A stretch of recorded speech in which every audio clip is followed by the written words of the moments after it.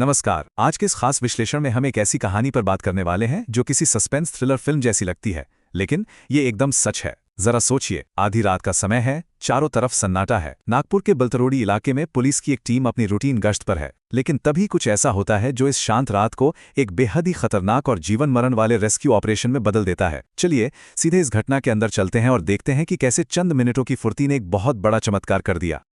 अब यहाँ सबसे खौफनाक सवाल ये उठता है कि आखिर आधी रात के उस सन्नाटे में एक बुजुर्ग पिता बदहवास होकर पुलिस की गाड़ी की तरफ क्यों दौड़ेगा। दरअसल हुआ यूं कि गश्त के दौरान इस घबराए हुए पिता ने पुलिस को रोका और जो बात उन्होंने बताई ना, उसे सुनकर किसी के भी रोंगटे खड़े हो जाएं। उन्होंने बताया कि उनके अपने ही बेटे ने घर का दरवाज़ा अंदर से लॉक कर लिया है और वो अपनी ही पत्नी पर चाकू से जानलेवा वार कर रहा है। मतलब ये एक ऐसा पल था जहां एक एक सेकंड भारी था। जरा सी भी देर और एक बेगुनाह की जान हमेशा के लिए जा सकती थी। अब देखिए कि हमारी पुलिस ने इस क्रिटिकल सिचुएशन में कैसे रिएक्ट किया। ये एक्शन सीक्वेंस बिल्कुल देखने लायक है। सबसे पहले सीनियर इंस्पेक्टर मुकुंद कावड़े को तुरंत इन्फॉर्म किया गया और उन्होंने बिना एक भी सेकंड गवाए एक्शन का ऑर्डर दे दिया। इसके बाद सब इंस्पेक्टर नारायण घोड़के और कांस्टेबल रितेश गोतमारे सिर्फ कुछ ही मिनटों में घटनास्थल पर पहुंच गए। अब दरवाजा अंदर से बंद था और पीछे से पीड़िता आश्लेषा की चीखें आ रही थीं। बिना अपनी जान की परवाह किए पुलिस ने एक ही झटके में उस भारी दरवाजे को तोड़ डाला और अंदर का नजारा, आरोपी ऋषिकेश हाथ में चाकू लिए हमला कर रहा था, लेकिन अधिकारियों ने बिना कोई मौका दिए उस पर झपट्टा मारा, हथियार छीना और उसे वहीं धर दबोचा। ये सब कुछ ना बिल्कुल बिजली की रफ्तार से हुआ। दरवाजा टूटने के बाद का जो मंजर था वो वाकई बहुत डराने वाला था।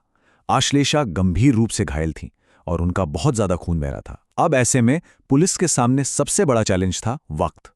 वो अच्छी तरह जानते थे कि एम्बुलेंस का इंतजार करना मतलब मौत को दावत देना। इसीलिए उन्होंने एक बहुत ही बोल्ड और स्मार्ट फैसला लिया। एम्बुलेंस का वेट करने के बजाय उन्होंने खून से लथपथ आश्लेषा को सीधा अपनी पुलिस पेट्रोल वैन यानी पीसीआर वैन में ही शिफ्ट कर लिया। ये ऑन द स्पॉट लिया गया फैसला एकदम गेम चेंजर साबित हुआ। 15। अब आप सोचेंगे कि ये सिर्फ एक नंबर है।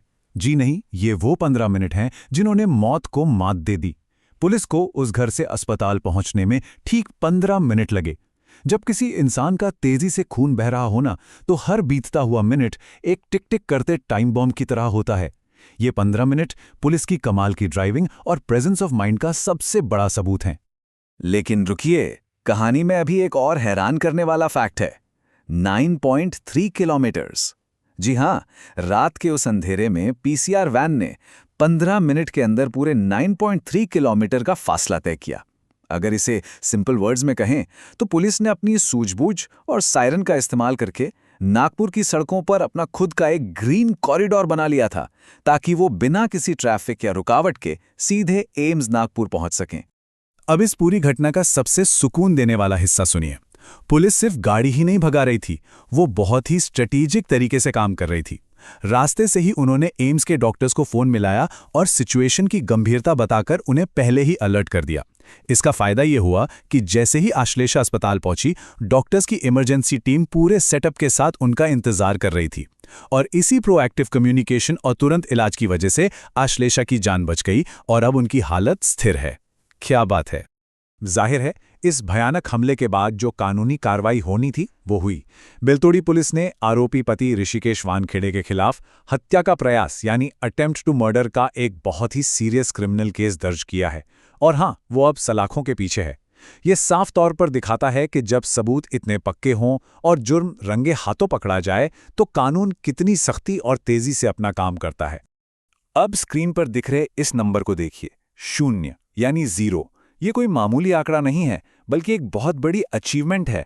बेलथरोड़ी पुलिस की इसी गजब की सतर्कता और बहादुरी का ही ये नतीजा है कि इस पुलिस स्टेशन के इलाके में इस पूरे साल हत्या का एक भी मामला दर्ज नहीं हुआ है।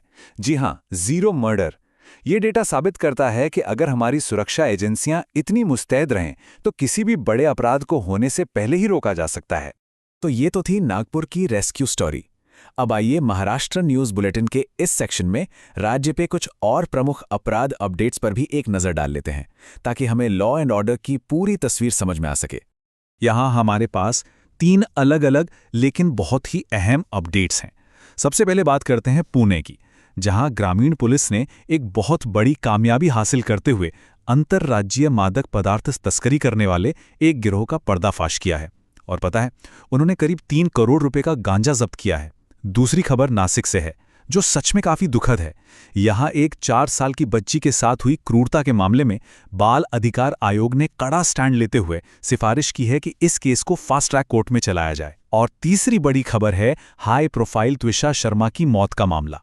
सबूतों से छेड़छाड़ के जो दावे किए जा रहे थे, उसके बीच अब इस केस की जांच ऑफिशियली सीबीआई यानी कि सेंट्रल ब्यूरो ऑफ इन्वेस्टिगेशन ने अपने हाथों में ले ली है। ये तीनों घटनाएं हमें बताती हैं कि अलग अलग लेवल्स पर हमारा न्याय सिस्टम कैसे काम कर रहा है। हम आज के इस विश्लेषण के बिल्कुल आखिर में आ गए हैं और ये आखिरी कोट आज की पूरी चर्चा का एकदम सटीक सार है। जब सतर्कता के साथ तत्काल कार्रवाई की जाती है तो एक निश्चित त्रासदी को भी जीवनदान की कहानी में बदला जा सकता है। नागपुर पुलिस ने हमें बिल्कुल यही सिखाया है। जब सिस्टम निडर और एक्टिव होता है तो समाज में अपने आप एक सुरक्षा की भावना आ जाती है। अब इस पर जरा गौर कीजिएगा, क्या हमारी सभी व्यवस्थाएं हर दिन हर पल इतनी ही प्रोएक्टिव हो सकती हैं? और अगर ऐसा सच में हो जाए तो हम न जाने कितनी और त्रासदियों को जीवनदान में बदल सकते हैं, है ना? इसी सवाल के साथ आज की ये चर्चा यहीं खत्म करते हैं। हमेशा सीखते रहें और जागरूक रहें।